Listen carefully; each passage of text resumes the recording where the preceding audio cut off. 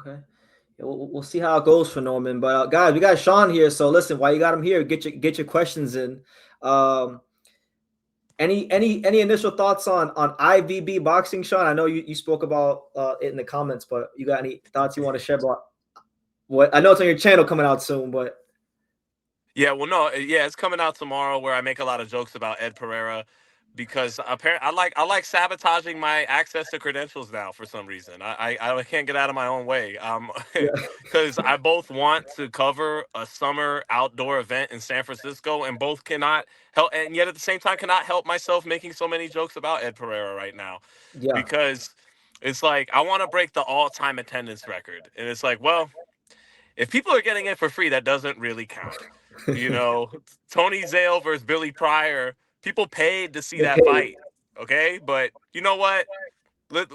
What am I saying? People, why turn down? Why can't I just let people have nice things? Why would I turn down a free fight that would be free on YouTube too? Right? Well, I'm And when he saying, announced, yeah, and let's not kid ourselves. Like boxing's not healthy in America, so no, it's not. he's actually, in my opinion, he's showing a bit of self awareness. Like, hey, the sport's not doing well here. Why don't I make it just free in the middle of this venue, and maybe people will see these big heavyweights fighting each other, and they'll come out and watch. It's free.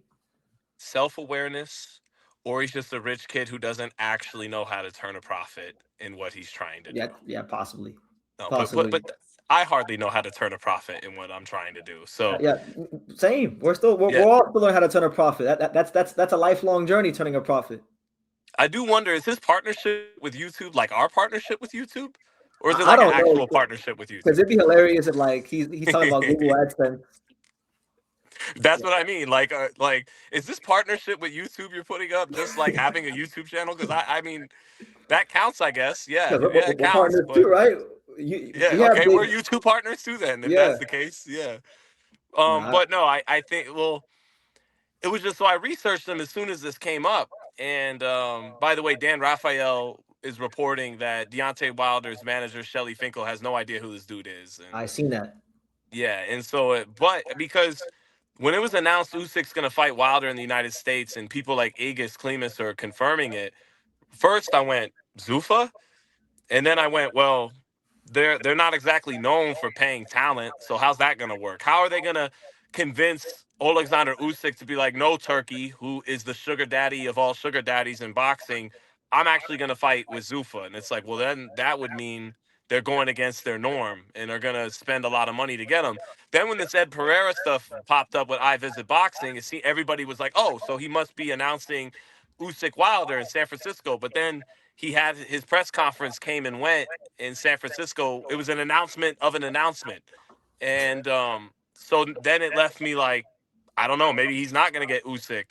But I mean, he had the New York Times and ESPN report upon it. Anyway, it made me start researching him and seeing he has a bunch of YouTube views with 40 views a video. And Brendan, tell me this isn't a little funny.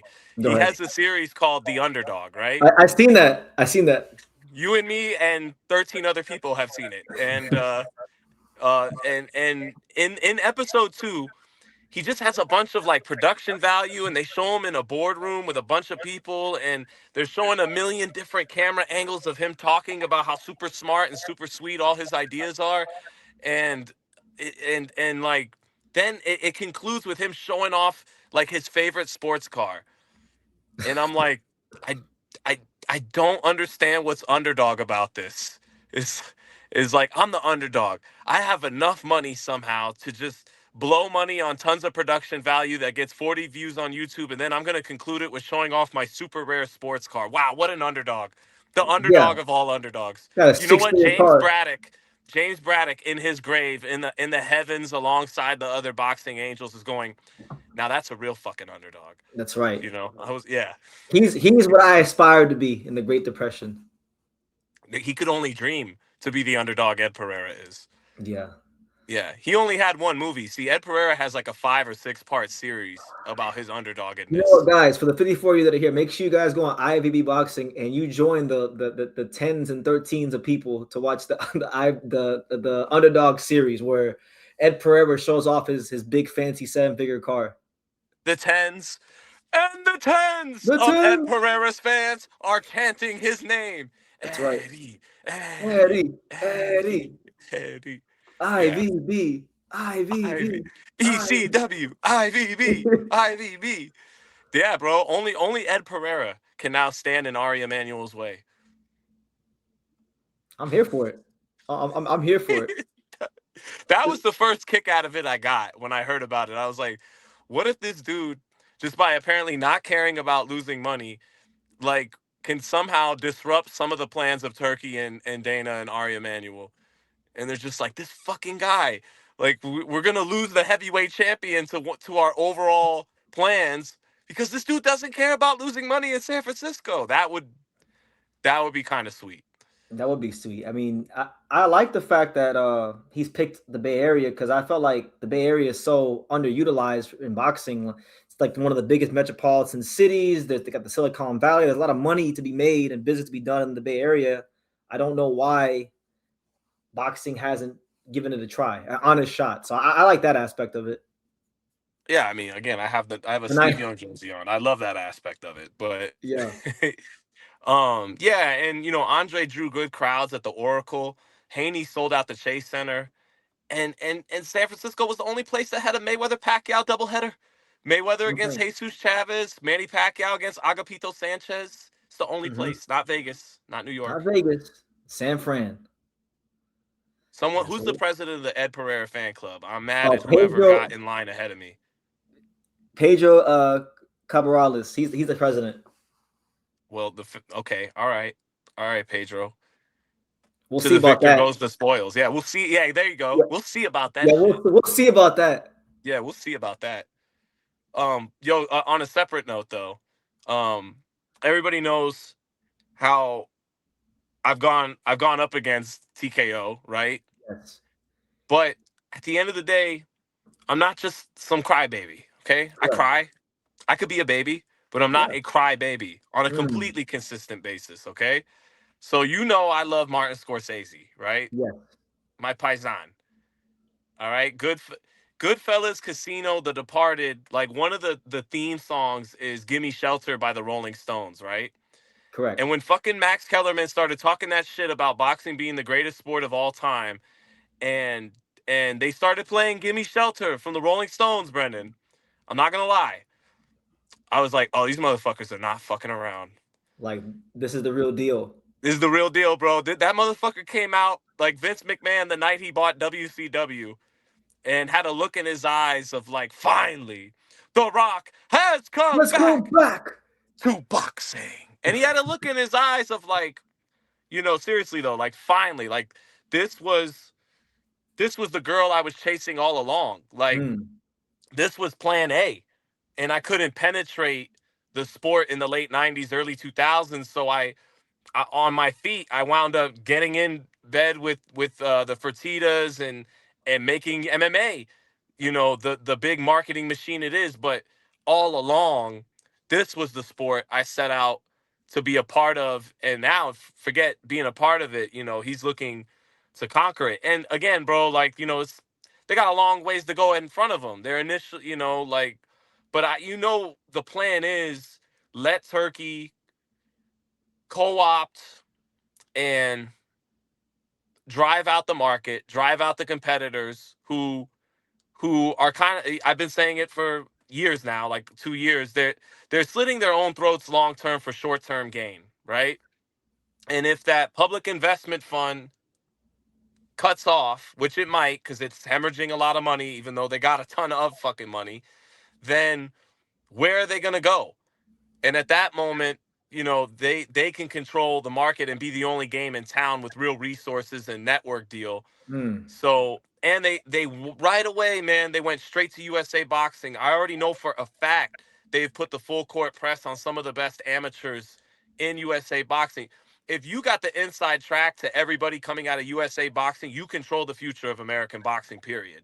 Correct. And Correct. And what unlike those kids got to be worried about is if they ever amend that Ali Act, and they probably will, although some people have maybe slowed down their efforts a little bit for the time being. But if they do, then you do got to worry that they'll try to exploit you the way they did the MMA fighters. But again, I think their trump card is, other than Donald Trump, is that they could always just pay motherfuckers, Brennan. They could always just be like, ah, well, we had a good run. They're not letting us exploit fighters anymore. All right, let's just do. We have so much money. Let's just do what the NBA and NFL do and just pay people and keep this ship running. Like that is, if that's their worst case scenario, then like it's ball game, you know. But then the worst case scenario, what it really is they can't pass the Ali Act, and this is really their XFL. I do think I do think boxing fans should at least note some kind of concern that Dana's UFC product critically, not necessarily commercially, is seems to be on a decline from MMA purists. So if you're a boxing purist, you're getting this guy at a time where Helwani and a lot of the media and the fans, at least that I see, and I don't follow MMA, I don't watch Yeah, yeah. MMA. They're saying he seems more unmotivated than ever. That they don't produce stars like they once did, or storylines, as you know, as wrestling fans would put it. So you do got to wonder, what if boxing is just going to be the redheaded stepchild under you? What if it's like, I made a joke to Samantha, my wife. I go, what if like boxing gets relegated to PBR status and it's not even, and then I looked it Oh up and they God, actually own PBR. you Like they said actually own PBR PBR bull though. riding? What if ultimately it's less important to them than not only WWE and UFC, but like it's like power slap level. But Oh I don't know, man. Dana loved boxing in the first place. So I was at I'm sorry for being long winded. I'll shut up in a no, no, minute. But I'm letting you cook. Go ahead. I was at Chicken and Pickle last week, right?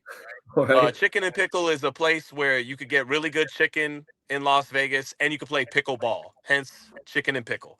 there you And go. all over the place, they had UFC fight posters and a schedule on the wall of, hey, book your reservation for our UFC fight parties. And they had the Pimblick, Justin, whatever his name is, Yeah, the fight. scouser. Yeah, they had that fight postered everywhere.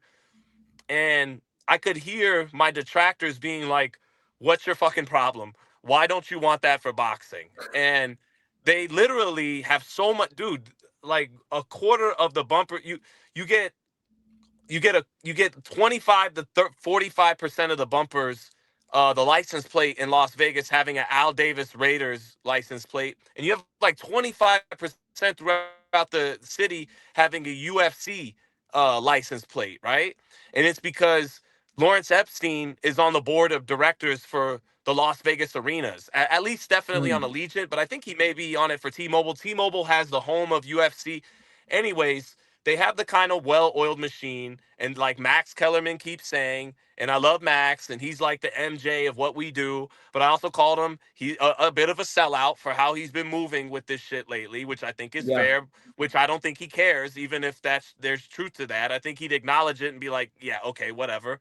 But point being, they have everything it takes to make boxing potentially mainstream again, or it'll be the redheaded stepchild of the WWE and UFC, and it'll be their XFL venture. Like it won't even work the way they believe it'll work, but it's just as likely, if not more likely, it is going to work. So I have to make my amends with this potential reality, bro. And I fought the good fight or whatever, maybe even harder than probably harder, a lot of people would say, than the existing powers that be actually deserve. So yeah, I would say so. Look at this whole Oscar De La Hoya, Rick Morrigan situation. They're not right. making people like you or But even me Rick's who got have. guys with TKO already. Yeah, exactly. Who does he have with TKO? I don't know exactly, but